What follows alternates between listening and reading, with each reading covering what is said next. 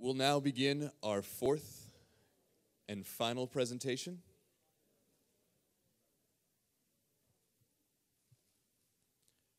Please welcome now to the stage Mr. Jonathan Roach and his thesis, CensOR Nonsense, Why a Rating System Needs to be Implemented on FM Radio.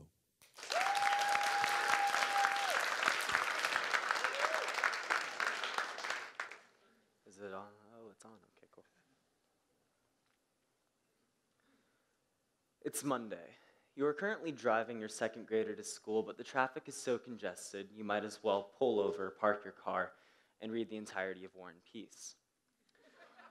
You resent Mondays even more than you resent the fact that your child has vocal cords as he screeches, "Mommy, Mommy, we're gonna be late."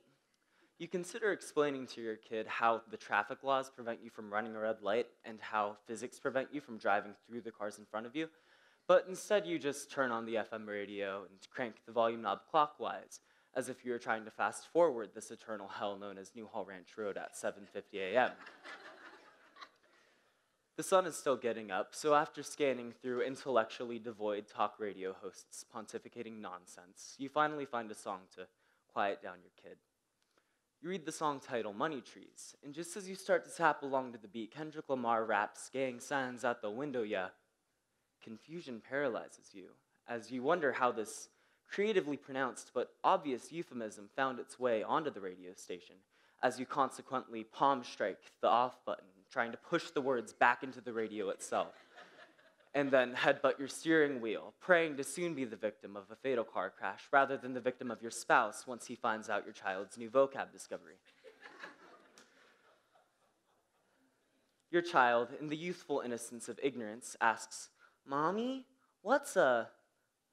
You command him to never repeat this word again, but in the infinite wisdom of a second grader, he mistakes this blunt warning as encouragement. Despite how annoying your kid is acting right now, you accept the fact that it is your responsibility to protect him from such language. You accept the fact that it is not his fault for being exposed to this word, and about an hour after dropping him off at school, you accept a phone call from the principal's office. But is acceptance fair? Art is one of the most prevalent mediums for the expression of thought and emotion, and defined in the simplest of terms is human expression through the use of creativity and skill to construct a work. But with human expression follows those who oppose it, trying to suppress it, limiting or altogether banning their subjects from hearing and or seeing it. This is censorship. But our founding fathers intended America to be a haven for individualism and freedom, embracing the idea of pluralism, even declaring in the First Amendment that Congress shall make no law respecting an establishment of religion or prohibiting the free exercise thereof. This amendment also guarantees the freedom of speech, excluding public displays of obscenity, which is declared by the three-prong obscenity test. The Federal Communications Commission has also elaborated what constitutes as free speech, overseeing publicly broadcasted airwaves. According to the FCC's website, indecent content and profane material are not allowed to air from 6 a.m. to 10 p.m., as censorship exists to protect children, and this is when children are usually awake.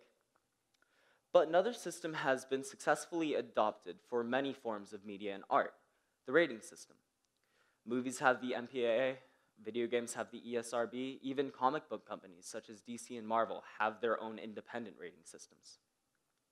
The current US censorship system for FM radio is flawed and needs to be replaced with a holistic radio station rating system, prohibiting and allowing songs based on the overall meaning of the song along with certain words in the song, decided not only by the FCC, but also voted on by the people.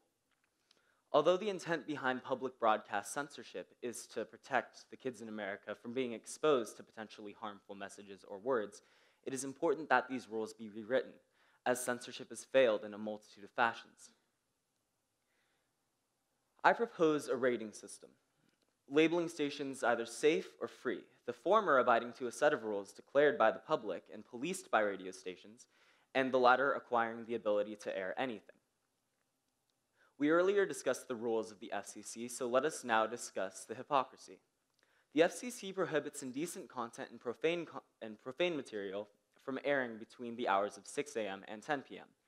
To put it in other words, censorship exists for 16 hours of the day because if it existed 24 hours of the day, only then would it stand in direct violation of the First Amendment. But before any musicians are inspired to march with their microphones and mallets all the way to the Supreme Court in protest of this, it is important that we understand this defiance is not for ill reason. Censorship exists for the children, and its goal is towards protecting them. But more problems have risen from the oversimplistic and presumptuous rules the FCC has implemented, listing a description of what words are not allowed to be aired rather than the words themselves.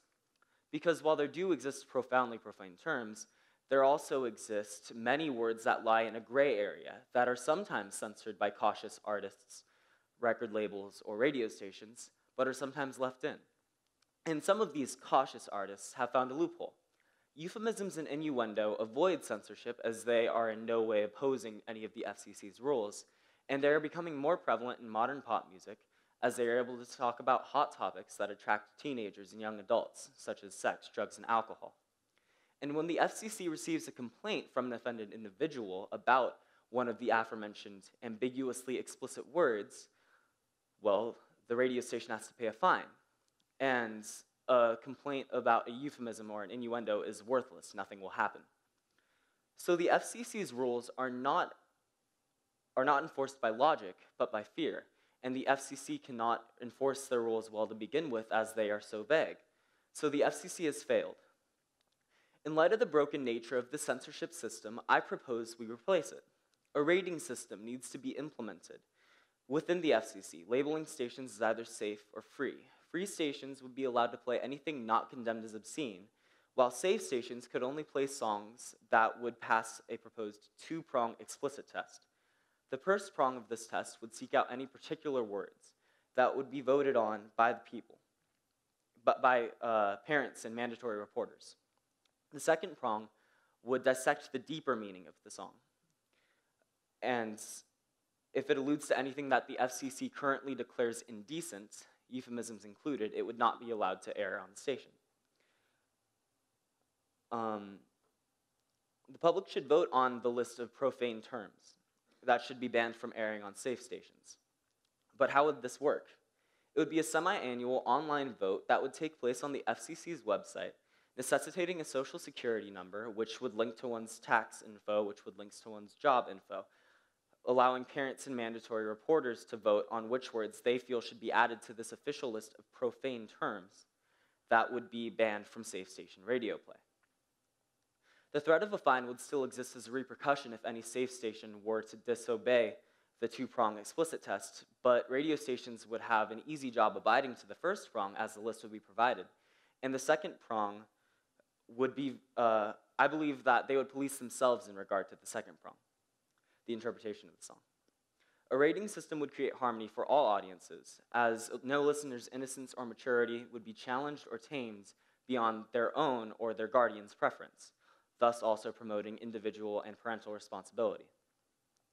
While some would appreciate this system that juxtaposes the freedom of choice with the conservation of order, it is understandable that some parents might be in support of safe stations but be hesitant about free stations. We have already established that this nation was founded on pluralistic grounds. So, to avoid redundancy and instead sprint headfirst into controversy, let us dig deeper into why free stations would be an important yin to the yang that is safe stations, into why mature subjects and words should have a place to air. Let us consider the virtues of what have been culturally declared vices. First of all, swearing can express emotions that other words simply cannot, often used in the punk genre to express anger, and often showcased in scrams and emo bands as a reflection of the pain and hopelessness and despair that is used to fuel their art.